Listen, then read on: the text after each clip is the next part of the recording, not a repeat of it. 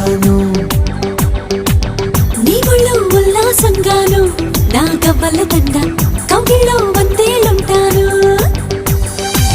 చిలకను నేను చెరుకు నువ్వు కొలికిన వేళ కాదనకు. పలకను నేను బలపం నువ్వు కలిసిన వేళ బలపులు రాయకుండా వెళ్ళకు. నీళ్ళు నీళ్ళు నీళ్ళు బంగారంగాను నా రవ్వల కొండ నీ ఒళ్ళో బందీన